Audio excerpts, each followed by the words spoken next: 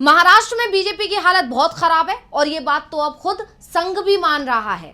कहां तो बीजेपी अगले महाराष्ट्र विधानसभा चुनाव तक आत्मनिर्भर बनने का सपना देख रही थी, लेकिन यहां तो स्थिति बिल्कुल उल्टी नजर आ रही है। अकेले के दम पर तो छोड़िए, बीजेपी सहयोगियों के साथ भी सरकार बनाने की स्थिति में नजर नहीं आ रही है इस बार। और बात कर रही थी बीजेपी अगले विधानसभा चुनावों की। आखिर क्यों लग रहे हैं ऐसे कयास और कैसे संघ ने ही छुड़ाए बीजेपी के पसीने, इसी पर हम अपनी इस रिपोर्ट में करने जा रहे हैं बात। नमस्कार, मैं हूं अंशिता। महाराष्ट्र में एक चरण में 20 नवंबर को वोटिंग होनी है और नतीजे 23 नवंबर को आ जाएंगे, लेकिन नतीजे आने से पहले ही तमाम सर्वे रिपोर्ट्स जो आ रही हैं उसमें तमाम तरह के दावे किए जा रहे हैं और रिपोर्ट्स ने पहले ही कयासों का बाजार गरमा दिया है, क्योंकि लगभग हर सर्वे बीजेपी की हालत खराब ही दिखा रहा है।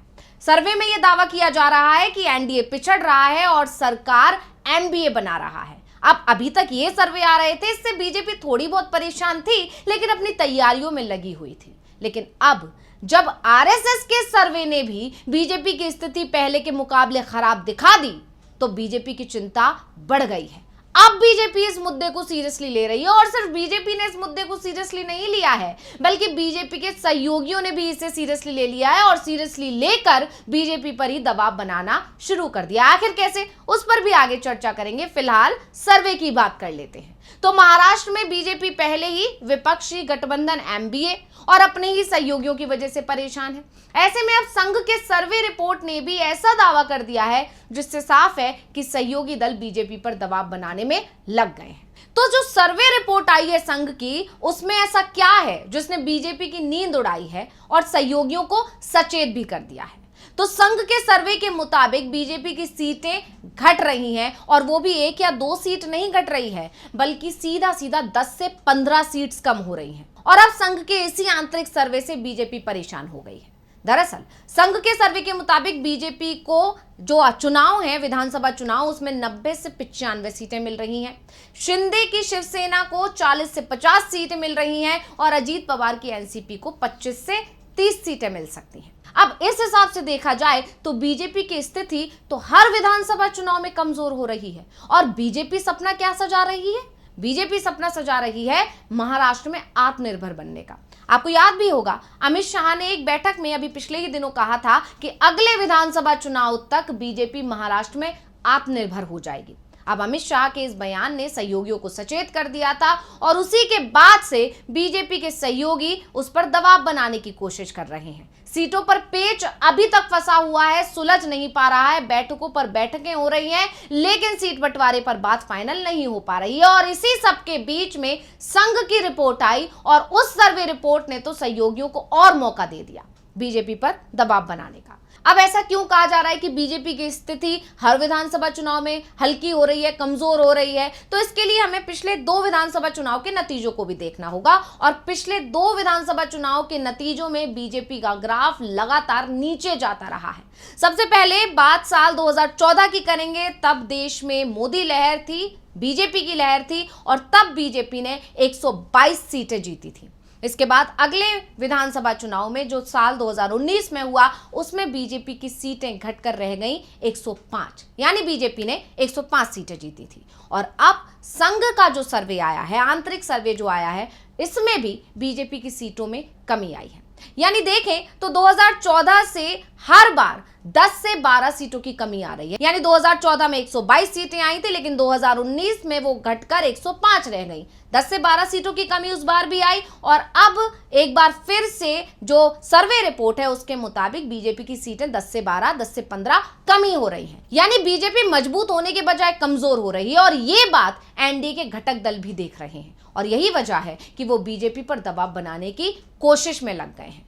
इसकी वजह भी सर्वे ही है, क्योंकि सर्वे में सहयोगियों की स्थिति मजबूत बताई जा रही है। भले ही बीजेपी की स्थिति कमजोर है, लेकिन सहयोगियों पर खास असर नहीं दिख रहा है। सहयोगियों की सीट्स में बहुत ज्यादा कमी नहीं दिखाई गई है, क्योंकि संघ का जो सर्वे है उसमें यह दावा जरूर किया जा रहा है कि चुनाव में महायुति को 160 से ज्यादा सीटें मिलेंगी। यानी सरकार बनाने की बात भले ही एनडीए के लिए की गई है, लेकिन बीजेपी कमजोर हो रही है। और यही वजह है कि सहयोगी अब बीजेपी को आंख दिखा रहे हैं। सीट शेयरिंग को लेकर एनडीए के घटक दलों में बैठकों पर बैठकें हो रही हैं, लेकिन हर बैठक बेनतीजा निकल रही है। अमित शाह के घर लगातार पिछले 2 दिन से बैठक हो रही है, लेकिन सीट बंटवारा फाइनल नहीं हो पा रहा है और तो और बगावत बढ़ रही है। अभी तक कई नेता एनडीए का साथ छोड़ चुके हैं और अब तो हाल ही में छगन भुजबल के भतीजे समीर भुजबल ने एनसीपी अजीत गुट के मुंबई अध्यक्ष पद से इस्तीफा दे दिया है। हालांकि अभी ये साफ नहीं हुआ है कि उनका अगला कदम क्या होगा, लेकिन अभी तक ये तय माना जा रहा है कि वो शरद पवार से ही हाथ मिलाएंगे, यानी कि घर वापसी कर सकते हैं। और ये जो बगावत हो रही है, ये जिस तरह से सहयोगी दल दबाव बनाने की कोशिश कर रहे हैं, इस चीज का आभास बीजेपी को हो चुका है और ये टेंशन गृह मंत्री अमित शाह के बयानों में साफ साफ नजर भी आई। जब दिल्ली में केंद्रीय गृह मंत्री अमित शाह के आवास पर सीटों के बंटवारों को लेकर एक बार फिर बैठक हुई। बैठक में बाकी बची 23 सीटों पर फैसला लिया जाना था। ऐसा कहा जा रहा था कि अब सब कुछ फाइनल हो जाएगा, लेकिन इस बार भी कोई सहमति नहीं बन पाई। बल्कि बैठक में क्या हुआ, बैठक में अमित शाह की नजर महायुति के बागियों पर नजर आई। उन्होंने मीटिंग में कहा कि ध्यान रखना है बागी खड़े ना हो। अमित शाह ने मुख्यमंत्री एकनाथ शिंदे और डिप्टी सीएम अजीत पवार दोनों को यह सलाह दी है कि महायुति में कोई भी दल बागियों को खड़ा नहीं करेगा। अमित शाह ने तीनों दलों बीजेपी, एनसीपी और शिवसेना को एक साथ चुनाव लड़ने का निर्देश दिया। यानी साफ है कि भगदड़ से बीजेपी डरी हुई है और यही वजह है कि सीटों पर अभी तक कोई फैसला नहीं हो पा रहा है। खासकर एमबीए ने जिस तरह से सीटों का बंटवारा किया है, उसके बाद से एनडीए पर दबाव बन गया है। अब एनडीए के सहयोगी भी बीजेपी पर दबाव बनाकर वही फॉर्मूला अपनाने को कह रहे हैं जिसमें ज्यादा से ज्यादा सीटें सहयोगियों को भी मिले। और इसकी एक झलक तभी दिख गई थी जब एक दिन पहले रात को हुई बैठक में एकनाथ शिंदे नहीं पहुंचे थे। 4 सीटों पर शिंदे गुट के नेता बवाल मचा रहे हैं और यहां तक स्थिति बन गई कि उन्होंने सीधा सीधा एनडीए के लिए चुनाव प्रचार करने तक से मना कर दिया था। और इसके बाद आनन फानन में शाह को एक और बैठक बुलानी पड़ी और इस बैठक में माना जा रहा था कि मामला सुलझ जाएगा, लेकिन बैठक बेनतीजा रही। अब जो एनडीए के सहयोगी दल हैं, उनके बदले हुए तेवर की जो सबसे बड़ी वजह मानी जा रही है, वो एमबीए में हुए सीटों के बंटवारे के फॉर्मूले को ही माना जा रहा है।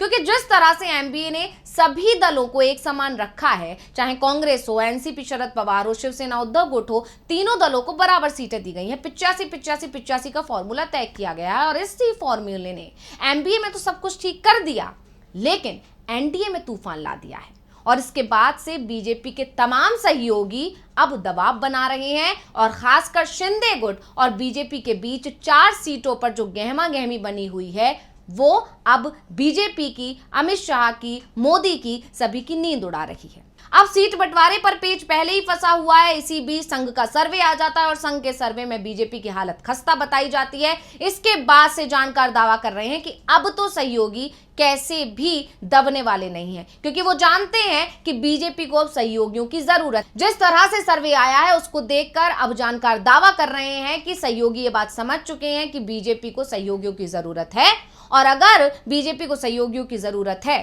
तो उसे सहयोगियों की बात भी माननी पड़ेगी। फिलहाल जो संघ का सर्वे आया है उसको देखकर अब देखना होगा कि उस पर जनता मोहर लगाती है या महाराष्ट्र में इंडिया अलायंस की वापसी हो रही है। तो ये जानकारी आपको कैसी लगी, हमें कमेंट करके अपनी राय जरूर दीजिएगा। इसी के साथ मुझे दीजिए इजाजत। देखते रहिए डीवी लाइव। नमस्कार।